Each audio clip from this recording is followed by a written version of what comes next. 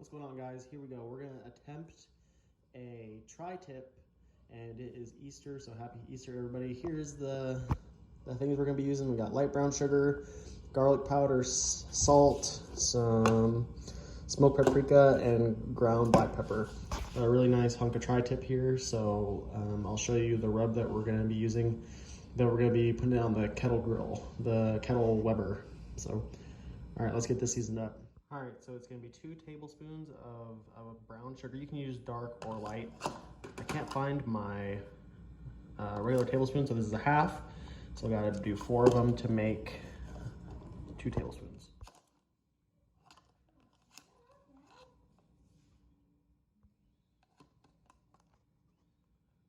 One and a half tablespoons of garlic powder. So 1, 2. A tablespoon of smoked paprika.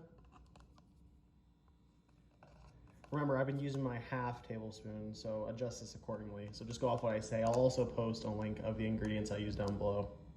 A tablespoon of black pepper. And then finally, just a big, over the top, not a ton, but just a good amount, a half tablespoon of salt. Then give that all a good mix up. So there we go, just gonna break up all the chunks. Just mix it up really good. All right, so I'm kind of limited here with my hands, but just go over and just coat the entire thing, front, back, sides. Try and do it over a pan like this so everything falls into the bottom, and you can kind of dab it all back up. I'm gonna try and use half this rub on top. You can use olive oil or something before, but I don't think it's really necessary, so sometimes I do, but this time I'm not going to. And just kind of rub it in with your hands, get a pair of gloves, and then I'll show you what it looks like once I get it all coated with the rub. All right, and this is how it's looking once you get it all coated. So what I'm gonna do is I'm gonna let it kind of like marinate in this while I get the chimney going with the charcoal. So it can sit here and absorb some of it. Man, it looks awesome already though. All right, let's get outside and get this started. All right, and I wanted to point out an important lesson I learned the other day. I grabbed it by accident, but I use this stuff or something similar, your Kingsford 100% natural briquettes. I accidentally grabbed this guy the other day. I didn't even notice. I didn't really look, and I thought I grabbed the right stuff, but it's match light. So some of you are probably already knowing what that is, but basically it's like briquettes that's like marinated in lighter fluid. I didn't like the smell of it at all, and if you try and light that in your chimney, it makes a really big flame, and I almost had trouble like calming that flame down. So I didn't really want the smell in my food, and I didn't like that it was a constant flame and I couldn't get it to calm down. So try and use the natural briquettes. So I'm gonna use about a half basket or a half chimney full, and then I'm gonna be using the vortex. I'll show you what that looks like once we get started. There's my dog.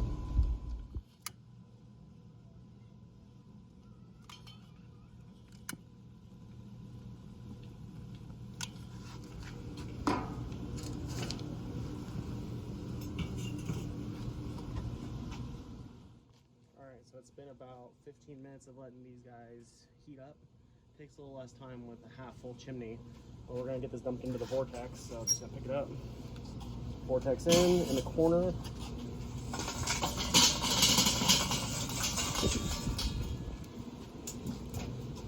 Just gonna get my stick here and kind of even it out a little bit. Drop the piece, no big deal.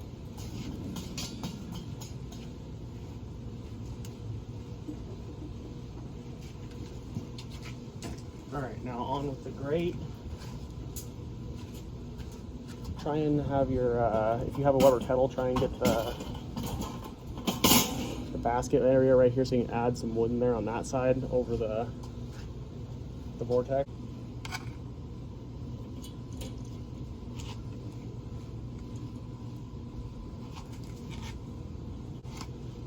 From here, I'm just gonna get the meat added in the corner, away from the vortex.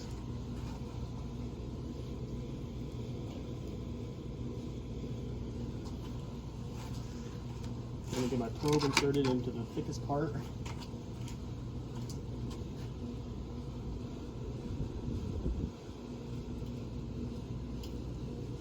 Probably right around there.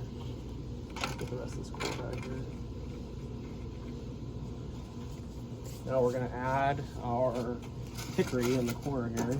I probably should have left my heat gloves on for this part. I got about 3 chunks of hickory. Those coals are really hot.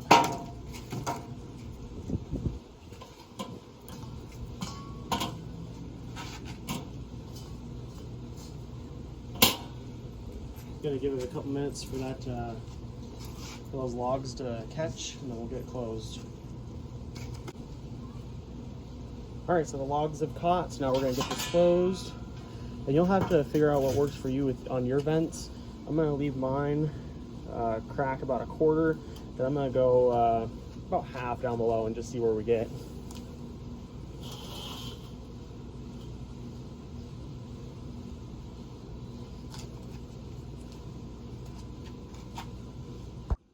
Alright, so as you can see here, we're smoking away. You see the hickory smoke coming out the top of the chimney. And as you can see, I got, well, the beer is probably the most important, but I got the ThermoPro on each side. That one's connected just to the probes, and this one, what's nice, you can see the 86 and the 290. The 86 is the temperature of the meat probe, and the 290 is the temperature inside the grill.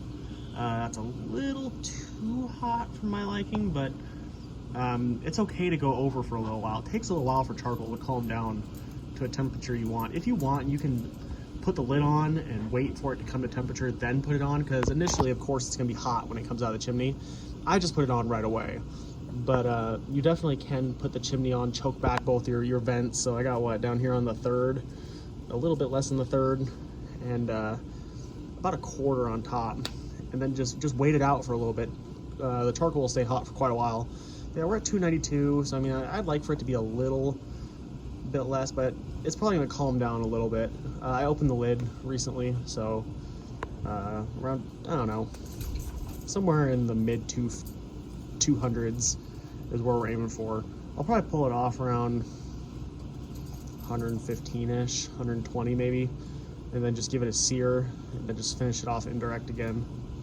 So I'll show you what it looks like when we get to 110. We've still got quite a ways to go. It's at 88 right now.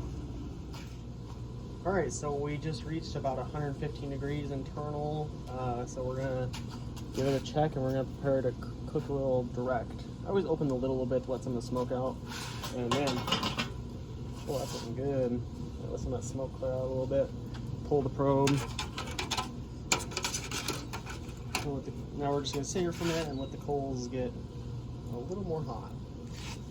What I'm also gonna do is I'm gonna verify the temperature with my other ThermoPro I have, just to make sure we're kinda near, which we are. It's showing a little bit lower than where I had it. Not far off though. Yeah, we're about where we need to be. So, put my gloves back on and we'll throw it on and get a good, I don't know, 3 to 4 minutes here on each side.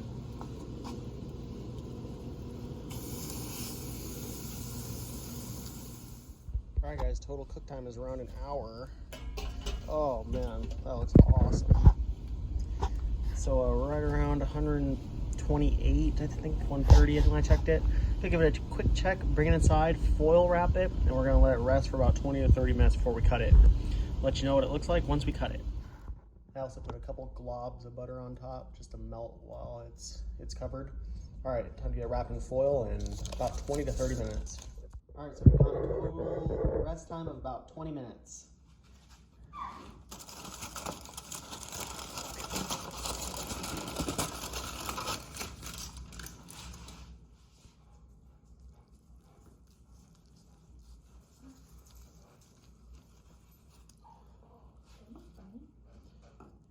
And we're right at a perfect medium rare. That looks really, really good. All right, so this is cooked long enough, I'm dying to try it.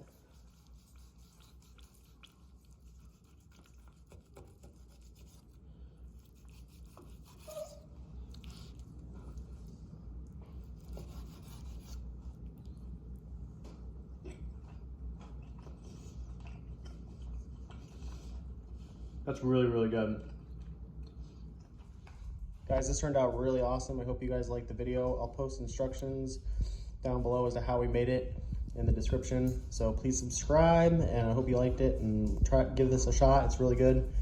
I'll see you guys in the next video.